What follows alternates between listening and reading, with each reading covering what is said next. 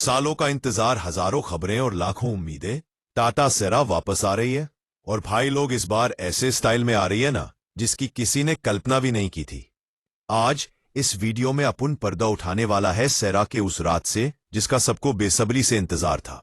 पहली बार स्पाई तस्वीरों से वो सब कुछ सामने आया है जो टाटा अब तक छुपा रही थी। वो तीन तीन स्क्रीन वाला डैशबोर्ड, वो एकदम मक्खन जैसी सीटें, और वो भविष्य की झलक देने वाला डिजाइन।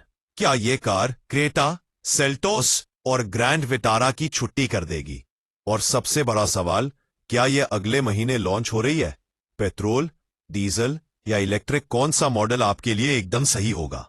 बने रहिए मेरे साथ, क्योंकि आर सेरा की पूरी कहानी आपके सामने होगी एकदम बिंदास स्टाइल में। सबसे पहले बात करते हैं उस चीज की जिसने मार्केट में आग लगा दी है, इसका इंटीरियर। जो तस्वीरें लीक हुई है वे भले ही थोड़ी धुंधली है, लेकिन उनमें जो दिख रहा है वह भारतीय कार बाजार के लिए बिल्कुल नई चीज है। कार के डैशबोर्ड पर एक नहीं, दो नहीं, बल्कि पूरी तीन तीन स्क्रीन लगी हुई हैं। यह कुछ ऐसा है जो हमने अब तक सिर्फ मर्सिडीज जैसी बहुत महंगी और रिसेंटली लॉन्च महिंद्रा की इलेक्ट्रिक कार में ही देखा है। आने वाली XUV 700 में भी आपको यही चीज दिखेगी। खैर, टाटा ने इस टेक्नोलॉजी को एक ऐसी कार में लाकर खड़ा कर दिया है जो करोड़ों की नहीं बल्कि लाखों की होगी। चलो एक एक करके इन तीनों स्क्रीन को समझते हैं। सबसे पहली स्क्रीन है ड्राइवर के ठीक सामने, जिसे हम डिजिटल इंस्ट्रूमेंट क्लस्टर कहते हैं। यह पूरी तरह से डिजिटल होगी और इसमें आर की स्पीड, इंजन की जानकारी, नेविगेशन के इशारे और कार से जुड़ी हर छोटी बड़ी चेतावनी दिखाई देगी। इसका डिजाइन बहुत ही मॉडर्न और साफ सुथरा लग रहा है। अब आते हैं बीच वाली यानी मेन इंफोटेनमेंट स्क्रीन पर। यह स्क्रीन काफी बड़ी और चौड़ी है और डैशबोर्ड के सेंटर में लगी है। यहीं से आप कार के म्यूजिक, नेविगेशन, क्लाइमेट कंट्रोल और दूसरे सभी मेन फंक्शंस को कंट्रोल कर पाएंगे। इसको चलाने का तरीका टाटा की नई गाड़ियों जैसा ही लग रहा है, जो काफी आसान और तेज है, एकदम मक्खन जैसा। लेकिन असली जादू तो तीसरी स्क्रीन में है भाई। यह स्क्रीन आगे बैठे यात्री यानी को पैसेंजर के लिए दी गई है। यह एक बहुत ही जबरदस्त और अनोखा फीचर है।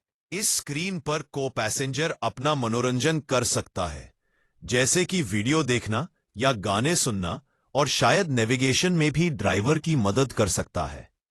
यह फीचर इस कार को अपने सेगमेंट में सबसे अलग और सबसे मॉडर्न बना देगा।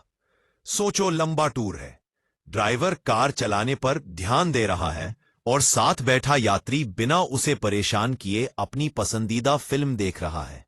यह अनुभव ही कुछ और होगा। अब सिर्फ स्क्रीन ही नहीं, डैशबोर्ड का पूरा डिजाइन ही बहुत जोरदार है। यह एक लेयर्ड डिजाइन है जिसमें अलग अलग मटेरियल का इस्तेमाल किया गया है। ऊपर का हिस्सा 2 नंबर गहरे रंग का है, जबकि बीच में एक हल्का ग्रे या बेज रंग का पैनल है जो केबिन को एक हवादार और खुला एहसास देता है। यह 2 स्पोक वाला डिजाइन है, जैसा हमने टाटा कर्व और हैरियर EV में देखा है, जो रात के समय केबिन को और भी खूबसूरत बना देगा।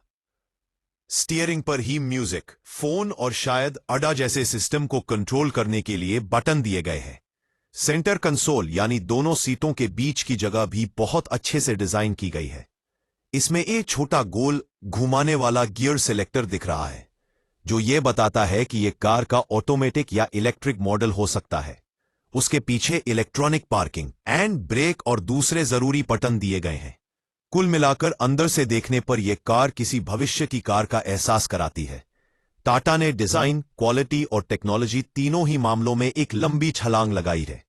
ऐसा लगता है कि टाटा का लक्ष्य सिर्फ एक SUV बनाना नहीं, बल्कि एक ऐसा अनुभव देना है जो लोगों को सालों तक याद रहे। चलिए अब केबिन से बाहर आते हैं और कार के बाहरी लुक पर एक नजर डालते हैं।